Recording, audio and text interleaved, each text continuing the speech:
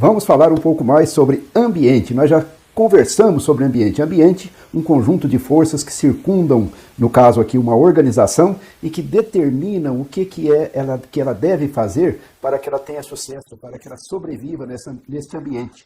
Ela retira coisas do ambiente e devolve coisas para o ambiente. Então essa é a organização situada no ambiente. Então o grande problema da gestão é ajustar a organização ao ambiente para que a organização opere eficazmente, eficientemente, e que devolva as coisas certas para o ambiente, garantindo assim a sua sobrevivência e o seu desenvolvimento.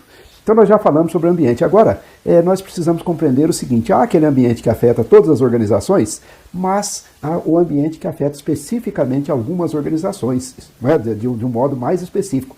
E é isso que nos interessa mais. Então nós temos que dar uma olhadinha nesse ambiente que circunda as organizações mais de perto e com mais detalhe para entender melhor. É fundamental que a gerência compreenda o ambiente. Para isso, ela deve identificar os componentes do ambiente e os seus processos. Ela deve entender como é que as coisas funcionam, quais são, dentro desses processos, como é que as forças ambientais se movem e de que maneira, qual é a dinâmica ali que ocorre, né? E a gestão também tem de acompanhar o dinamismo do ambiente, as transformações pelas quais ele vai passando, né? Então, é fundamental a gente agora, então, detalhar um pouco mais e pensar um pouco mais sobre o ambiente já nessa perspectiva do administrador. Em primeiro lugar, vamos falar que existem aquelas chamadas megatendências. Se você abrir a internet e colocar lá megatendências 2020, 2021, megatendências próximas décadas, você vai achar ali um tanto de textos de boa qualidade de gente tentando antever quais são as grandes tendências do ambiente, quais são os grandes eventos que ocorrerão e que nos levarão rumo ao futuro. O que vai nos levar rumo ao futuro? Então, as tais megatendências, quer dizer grandes, as grandes tendências. Há vários estudiosos que se dedicaram sobre esse assunto. Um que faleceu recentemente é o John Naisbitt, faleceu recentemente, escreveu um livro chamado Megatrends. Esse livro tornou famoso mundialmente, é um consultor consagrado, um autor consagrado, um palestrante consagrado, e ele também teve o mérito de trabalhar muito na China e fazer megatendências específicas para a China, o que trouxe um grande conhecimento para nós sobre a China, né? E o papel da China, que é o papel que a China vai desempenhar num futuro breve, já está desempenhando hoje, aliás, né? Há também o Alvin Toffler, é outro que também trabalhou com as grandes tendências, falecido em 2016. Ele escreveu um livro chamado Choque do Futuro. Há também a Face Popcorn. A Face Popcorn, ela trabalha com tendências, mas em nível mais do consumo. E ela tem uns estudos bastante interessantes. Então, se você tiver mais interesse sobre mega tendências, as grandes tendências, um futuro mais distante, dê uma olhadinha nesses autores e em outros por aí, que você acha fácil resumo sobre eles na internet, das ideias centrais deles, né? E é interessante.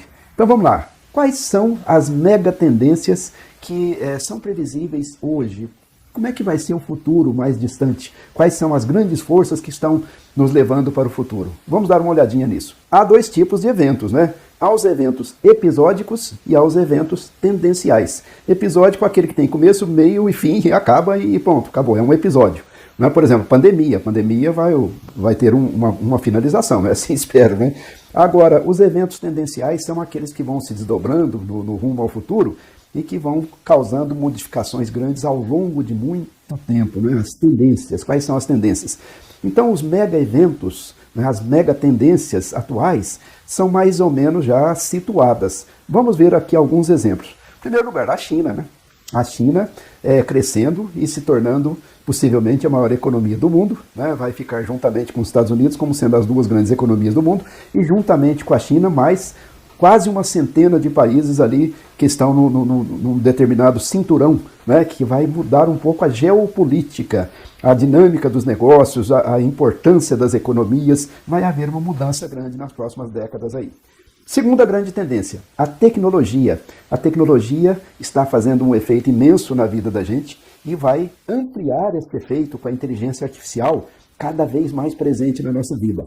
Isso vai alterar consumo, vai alterar maneira de trabalhar, vai alterar custo das coisas, enfim, essa é uma segunda grande mega tendência. Terceira mega tendência, né? Orientação pelo conhecimento. Daqui para frente, mais e mais e mais a humanidade vai se orientar pelo conhecimento. Então, tudo que a gente fala, tudo que a gente pensa, tudo que a gente faz lá como administrador, como médico, como advogado, tem de ter uma orientação de conhecimento apropriado.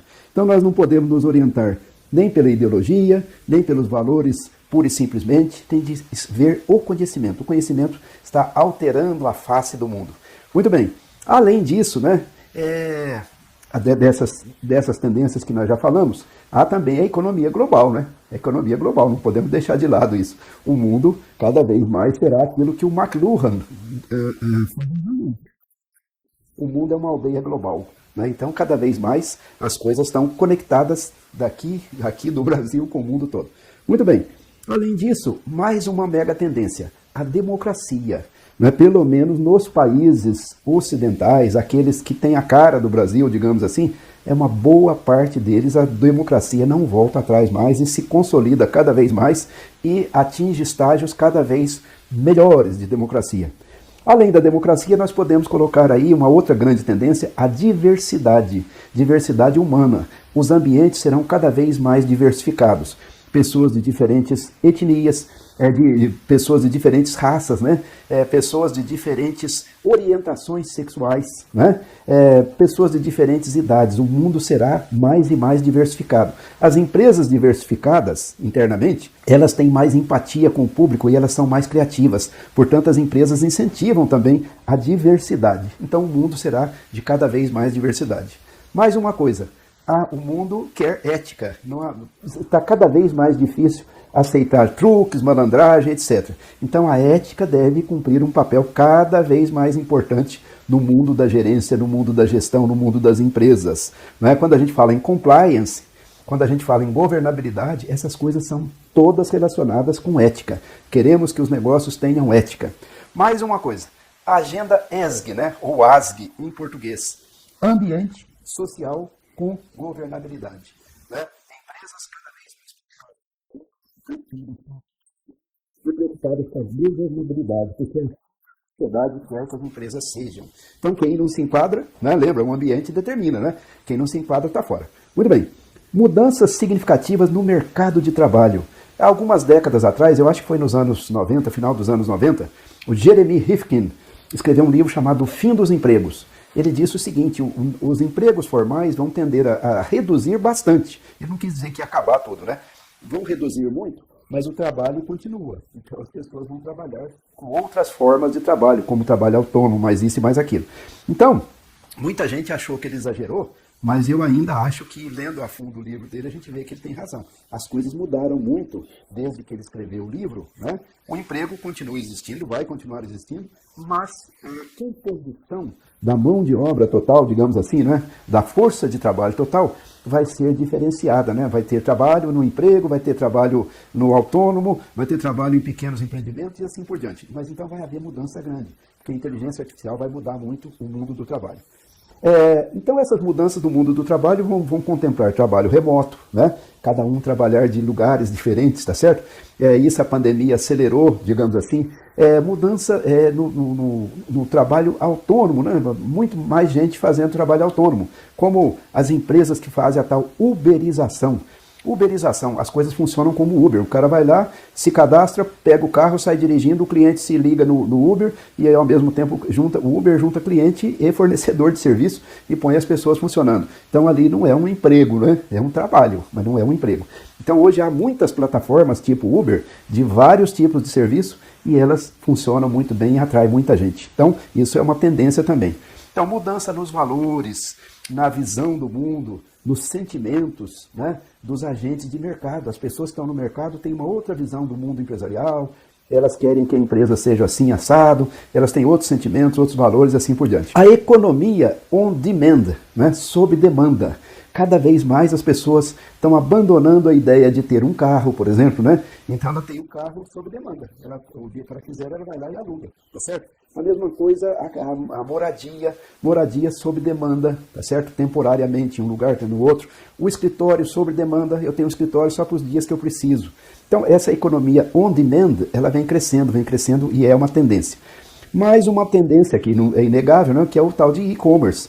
O e-commerce, o comércio vai ter uma participação cada vez maior da parte digital. O comércio será cada vez mais digital. Não se sabe se o outro comércio vai desaparecer, a gente não consegue prever muito o futuro, né? Mas de qualquer forma, isto é uma tendência. Então eis aí as grandes tendências, né? Aquelas que nos jogam para mais longe, no futuro mais longe. E aí, naturalmente, quanto mais eu olho para a distância no futuro, mais difícil é acertar nas previsões. Entretanto, é necessário que a gente tenha uma visão para ir conduzindo a gestão de uma maneira tal que as coisas funcionem adequadamente, né? Então, essas mega tendências, é só importante a gente ter conhecimento delas. Mas não tem muito como trabalhar isso não, viu? Para ser sincero, não há muito, em termos mais imediatos, não há muito como trabalhar isso não. Agora vamos olhar para a estrutura do mercado em que nós operamos. Aí as coisas mais próximas, né? Vamos trabalhar o ambiente dos negócios já numa estrutura próxima da gente. Vamos ver como é que as coisas são. Bom, há o ambiente geral de negócios, mas há aquele especificamente de uma organização. Então, por exemplo, no ambiente geral de negócios existem aquelas grandes forças que afetam todas as empresas, que seriam a economia, a tecnologia, a política, né? As forças naturais, o clima, etc. Então, essas são as como é que elas afetam a minha empresa. Aí vem o ambiente mais próximo ainda da empresa, que são os distribuidores, né? Podem ser os distribuidores, são aqueles que pegam meu produto e levam até o consumidor final, que vendem meu produto para o consumidor final ou para o cliente final. Então, os distribuidores são distribuidores físicos ou distribuidores digitais hoje em dia, né? Além disso, há os clientes. Os consumidores, cliente é diferente de consumidor, né? Cliente, por exemplo, o pai compra um produto para o filho consumir, né? Então, eu tenho que agradar simultaneamente os dois, não? Além disso, nós temos os concorrentes de vários tipos, né? Concorrentes que são mais agressivos, menos agressivos, são concorrentes que têm tecnologia melhor, outros que têm tecnologia igual a nossa, outros que têm tecnologia mais atrasada e assim por diante. De qualquer forma, os concorrentes tradicionais. A mídia hoje exerce uma influência imensa sobre os negócios. A mídia, que eu quero dizer, é o todo da mídia, todas as formas da comunicação em massa, né? Seja as redes sociais, sejam os veículos de comunicação tradicionais, sejam os veículos de comunicação digitais, né? Então a mídia toda exerce uma grande influência sobre as empresas. Aí vem os influenciadores, aquelas pessoas que estando na mídia têm uma voz ativa, que pode opinar, que pode falar, etc. Aí temos os financiadores e outros agentes todos, tá certo? Então isso aí é o panorama geral. Agora nós temos que ver especificamente. Por exemplo, economia. A economia afeta todo mundo, né? Mas ela afeta de maneiras diferentes. Dentro da economia existe, por exemplo, o câmbio, ou seja, a taxa do dólar e a taxa das outras moedas. Isso interessa para quem exporta ou importa, ou para quem compõe produtos que tenham insumos estrangeiros, tá certo? Agora, a empresa que não importa, nem exporta, nem usa insumos vinculados à moeda estrangeira, elas não são tão afetadas assim, né? A mesma coisa a tecnologia. A tecnologia, alguns tipos de empresas serão muito impactadas, ou são muito impactadas. Outras nem tanto. Se nós estamos falando de uma empresa mais artesanal, um pequeno restaurante, aí nós não podemos falar que o impacto da tecnologia será igual ao impacto da tecnologia para os bancos, por exemplo, né? E assim vai. Então, todas essas forças, todos esses itens, nós temos que especificar mais para olhar o nosso caso especificamente, o nosso caso em particular, porque assim eu vou conseguir fazer aquilo que eu chamo um mapa do ambiente. Mas é isso que nós vamos ver no nosso próximo vídeo. Tá certo? Então, vamos lá.